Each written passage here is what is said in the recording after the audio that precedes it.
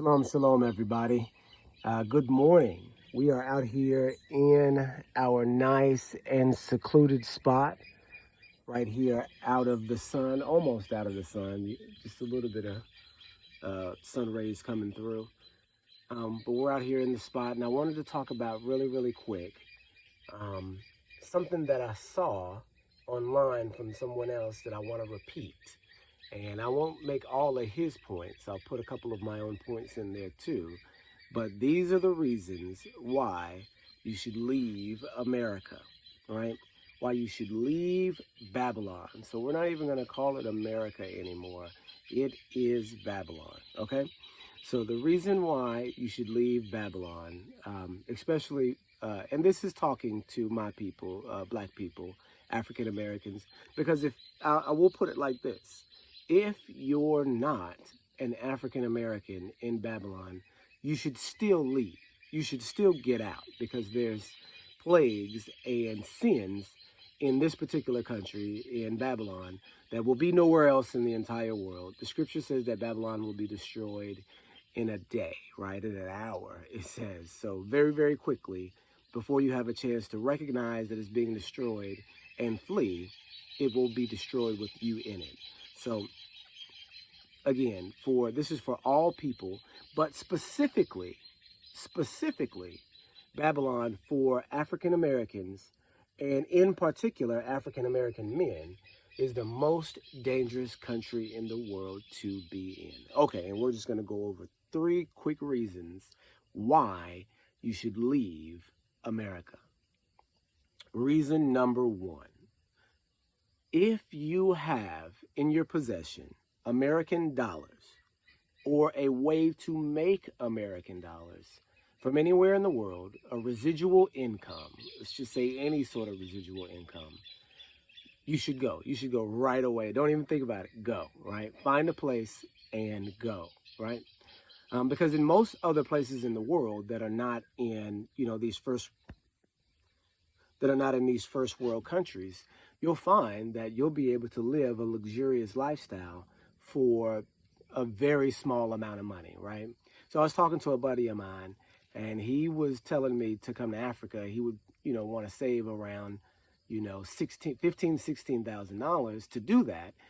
And I'm just telling him, that's about 5,000 too much. You can save 10,000 income. You can even save 5,000 income and be fine, really be fine. So you save up $5,000 and you buy, this is outside of your plane tickets. You'll have money to pay rent for the entire year.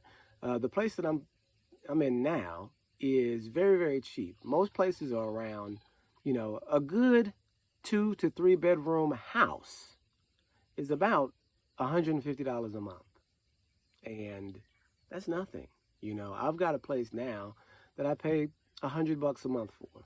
And so it's nothing. It's nothing. It's a 3 bedroom house and it's nothing, So that's one thing. The second thing is that if you are an American, then you've seen the way that the political realm has gone.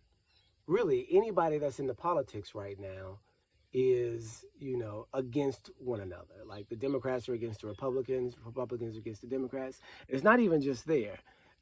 It's also along black and white lines, because you have mostly white people in Republican circles, and then black people and people that are, comfortable with black people on the other side, right?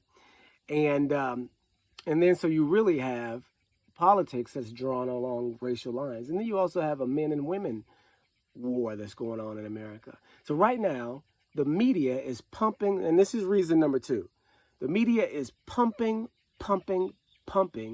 every American person full of this divisive, argumentative spirit, that so much so that it really makes everyone in the United States at this point in time mentally ill.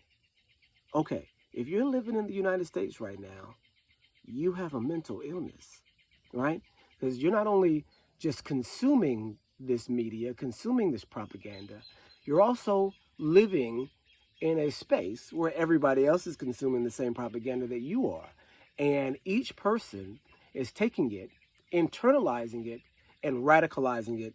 And is that right? Radicalizing it in their own hearts. So you got people walking around with these mind states that they're not sharing with you, right? These prejudices, these biases that they're internalizing, and it's causing them to act in a certain way. So much so that we're to the point that everybody in America is mentally ill, that you're not going to even be able to have a conversation with another person without some of these mental illnesses starting to show. Right? So if you are a Democrat and you're a staunch Democrat, you believe in certain things that, other people might find abhorrent, like gender reassignment for children, like abortion, like any of these crazy things that the Democrats are promoting, because the Democrats are promoting homosexuality. The Democrats are promoting gender reassignment for children. These are things that Democrats are supporting and promoting. These are satanic things, horrible things. And any staunch Democrat, any voting Democrat, will have opinions on these things because they've been fed those opinions, by the media. And the Republicans are the same way. The Republicans are being radicalized against black people, against minorities, against any sort of inclusion of anything else at all. So when you see your average Republican walking around, they're holding all these biases in their heart too, except they're different biases. They're different mental illnesses. So again, you're having to deal with that. Like voters, insanity, right?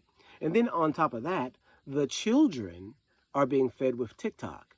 And Elohim knows, only Elohim knows what they're being fed. You've got a mixture of both of those things being pushed, especially the Democratic agenda, the gay agenda, the transgender agenda, being fed to the children.